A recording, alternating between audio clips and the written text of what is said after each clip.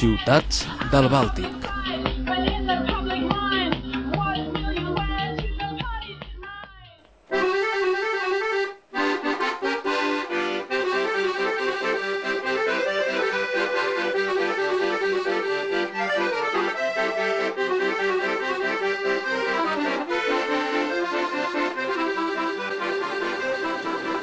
Comencem el nostre viatge per les ciutats del Bàltic a la localitat polonesa de Gdansk.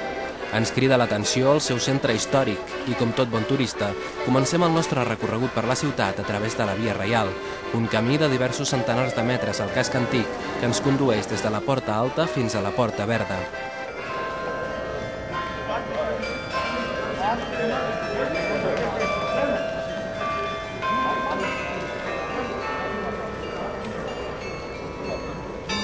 La Porta Alta, datada d'entre 1586 i 1588, era un element que formava part de la fortificació de la ciutat.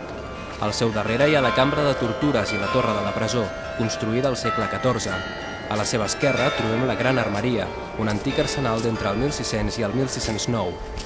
Aquest edifici és la millor mostra del manierisme holandès a la ciutat. De fet, si ens miréssim aquestes cases sense saber on som, podríem pensar que ens trobem a Holanda. Ens endinsem a través de la porta i apareix davant nostre el carrer Dluga, o carrer llarg, on hi vivien els habitants més adinerats de la ciutat. Entre les nombroses mansions destaca la casa dels Hofhagen, que l'any 1910 es va convertir en museu. També atreuen la nostra atenció a l'edifici de l'Ajuntament i la cort del rei Artur, amb la seva esplèndida façana d'estil gòtic tardà. Tot just al seu davant, la font de Neptú del segle XVII, amb ornaments d'estil rococó, s'ha convertit en un símbol de la ciutat.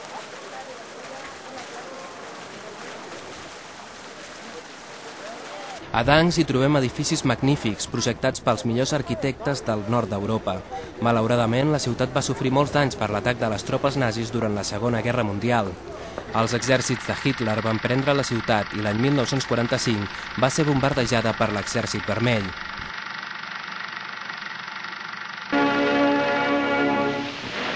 Trotzdem bietet der Führer noch einmal eine friedliche Regelung des Konfliktes an. Als Polen auf dieses Angebot zurückweist, erklärt daraufhin der Führer am 1. September 1939, dass von jetzt an Gewalt gegen Gewalt gesetzt werde. Im Zeichen schwerster polnischer Bedrohung erklärt Danzig am 1. September 1939... Tot i que en acabar la guerra els monuments i edificis històrics van ser reconstruïts, encara avui podem trobar testimonis muts d'aquell episodi. La memòria del passat viu aquí. Aquestes tres grans creus recorden els treballadors que van perdre la vida el 1970 i que van iniciar la caiguda del règim comunista a través del moviment Solidarnosc.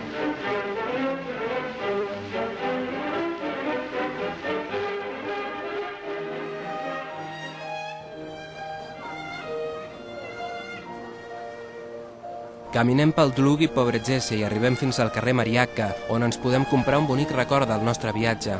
Aquest és el lloc on els joiers venen els millors articles en àmbar i tota mena d'artesania, com ara els preciosos brodats Kazzubi, obra dels artesans de la regió.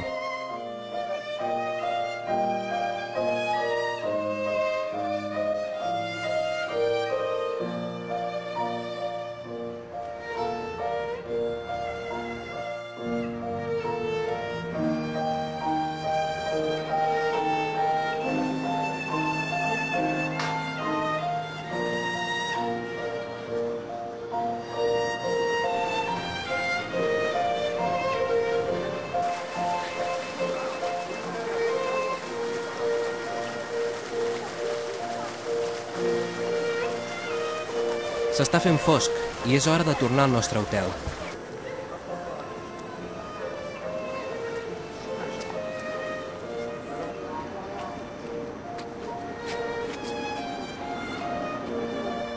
Ens allotgem al Dom Musicà, ubicat a l'interior de l'Acadèmia de Música de Gdansk.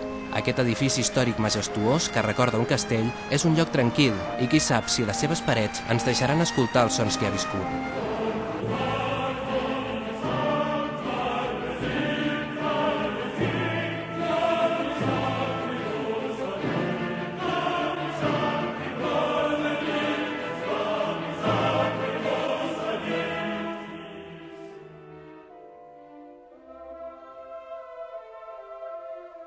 Un dia més, el sol torna a brillar i després d'haver fet nit al Dom Musicà ens venen ganes d'escoltar els ritmes de la ciutat.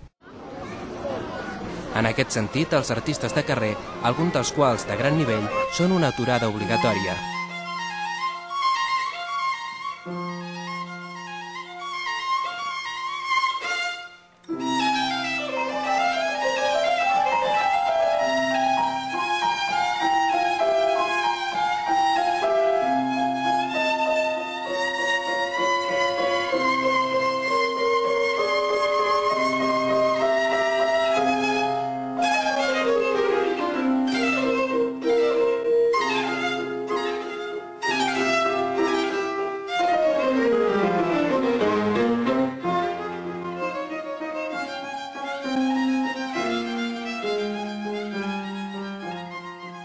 Acompanyem aquestes germanes fins a la Basílica de Santa Maria, una colossal edificació que pot allotjar fins a 25.000 persones.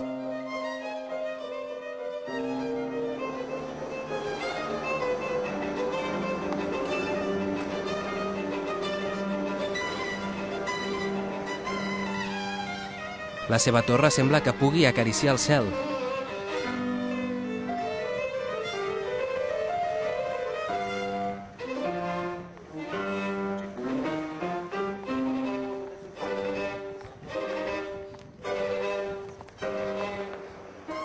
I a dins, mostres exquisides d'art religiós.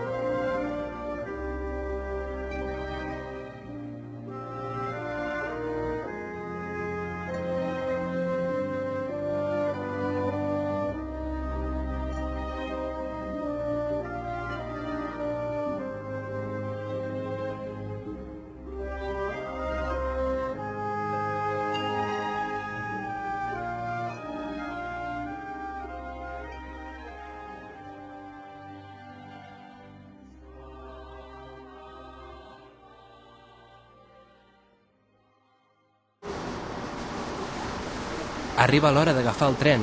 Aquesta tarda visitem Sopot, que juntament amb Dínia forma amb Gdansk l'anomenat Trójmiasto, o ciutat triple. Sopot combina l'arquitectura històrica amb la moderna i és un lloc de referència pels seus atractius comercials.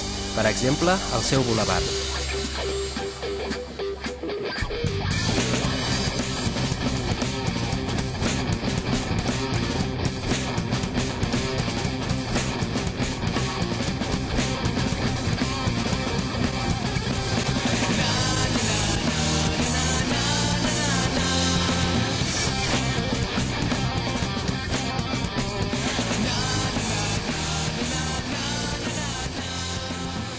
Els carrers de Sopot són plens de botigues i restaurants, però, com tota ciutat, també viu els contrastos entre riquesa i pobresa.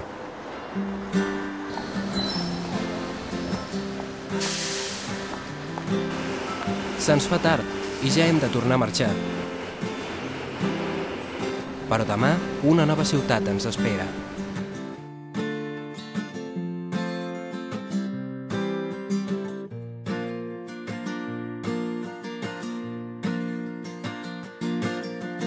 Run, cool river, run through the vein of everyone. In the darkest night, no flame did light our way.